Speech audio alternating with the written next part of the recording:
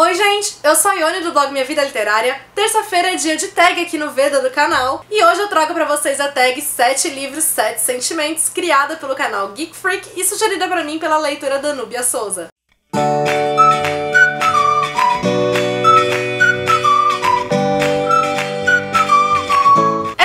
Consiste em você relacionar 7 sentimentos aleatórios com livros. No caso, então, eu perguntei pra vocês no Twitter sugestões de sentimentos pra que eu pudesse usar aqui na tag. Então todos os sentimentos que eu vou falar foram sugeridos por vocês. O primeiro sentimento foi realização, sugerido pela leitora Lari Carvalho. E pra realização eu escolhi então A Lista de Brad, que é um dos meus chiquilitos favoritos da vida. Eu amo esse livro. Aqui no caso a gente tem a história da Brad, que após a morte da mãe e com a leitura do testamento, ela descobre que para ela ter direito à herança dela, ela vai ter que cumprir alguns itens da lista de sonhos dela, de que ela escreveu quando ela ainda era uma adolescente. E esse livro é daqueles que te faz rir, mas não te faz gargalhar. Ele não é daqueles livros hilários, embora ele tenha passagens divertidas escritas com leveza, mas mais do que isso, ele te emociona com as diversas passagens. É uma daquelas leituras envolventes e quando você termina, te dá realmente aquela sensação de suspiro, de que tudo é possível e enfim, a sensação de realização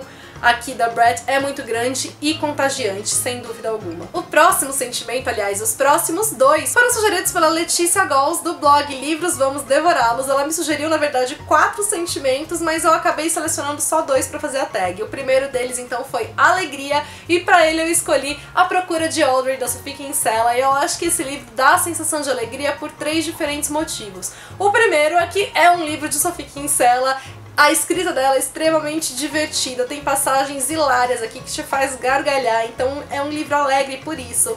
O segundo motivo é que esse livro é o primeiro livro Young Adult dela, então a gente tem uma protagonista adolescente e o fato dela ser adolescente traz aqui um frescor mesmo pra história. E o outro motivo que eu acho que esse livro é um livro alegre é porque ele trata de temáticas que não são nem um pouco alegres. Então a personagem aqui, ela sofre de ansiedade, tem episódios de depressão, e a Sophie Kinsella foi extremamente feliz em abordar esses aspectos do livro, porque ela não subestimou a doença, só que ela fez tudo isso com leveza, ela não fez um livro pesado. E mais do que tudo, ver a personagem enfrentando esses aspectos, tendo vitórias ali na condição dela, dá uma sensação de vitória e de alegria muito grandes. E o próximo sentimento, então, foi medo, também sugerido pela Letícia, e eu não sou, assim, uma leitora muito medrosa, então é difícil eu pegar um livro que me dê medo, mas um que me deixou sim com aquela sensaçãozinha de medo que me fazia depois de noite dar aquela olhada assim ao redor pra ver se tava tudo bem, se eu tava realmente sozinha, foi o Boneco de Neve do John Nesbo. Não tem nada de sobrenatural aqui, eu acho que é por isso que me assustou mais. O livro é um thriller policial, inclusive vai sair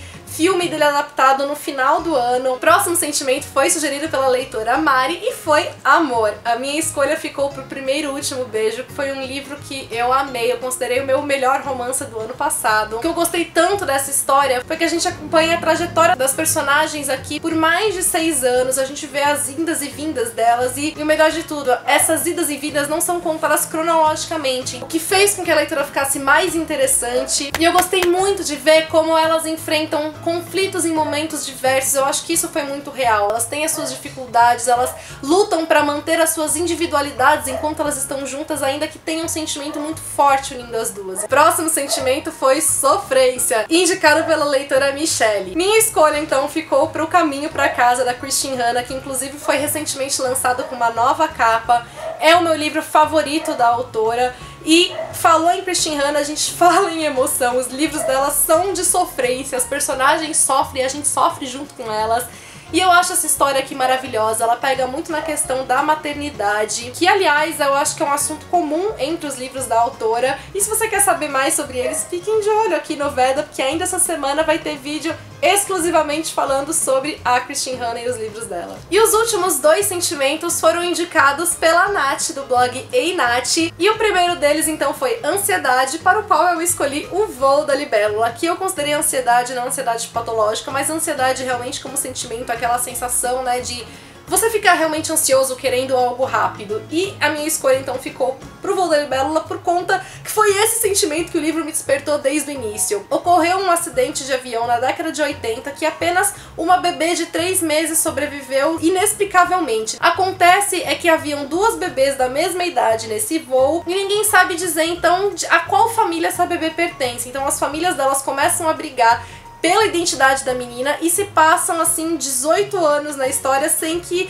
o mistério tenha sido revelado. Acontece que logo na primeira página o investigador do caso, ele tá pra se matar porque esse caso consumiu a vida dele e ele tá extremamente frustrado por não ter conseguido resolver, até que ele misteriosamente descobre, encaixa todas as peças e na primeira página é dito pra você que ele descobriu a partir de uma informação que ele vê num jornal, e você fica o livro inteiro sem saber que raios ele viu no jornal e que fez ele descobrir tudo. Então isso me deixou extremamente curiosa e ansiosa e eu amei a leitura e indico muito pra vocês.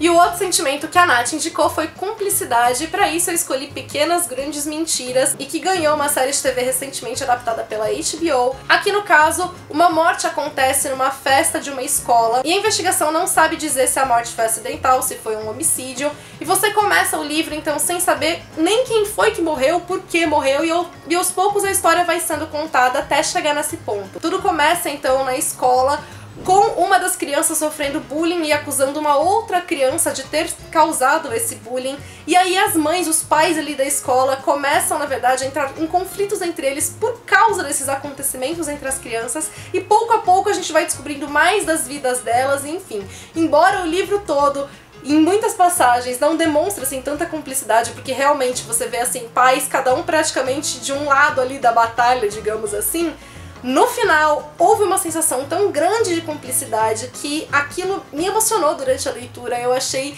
incrível ver aquilo, me deu uma sensação assim de força tão grande, enfim, foi por causa desse sentimento final de cumplicidade é que eu escolhi esse livro, e eu recomendo demais a leitura pra vocês. O livro é excelente e se vocês puderem, leiam o quanto antes. Se você gostou do vídeo, deixa o seu curtir aqui embaixo pra ajudar na divulgação, aproveite também e se inscreva no canal se você ainda não tiver inscrito pra acompanhar todas as novidades, principalmente os vídeos do Veda que estão acontecendo agora em abril. Não deixem também de me acompanhar nas demais redes sociais do blog. Beijos a todos e até amanhã!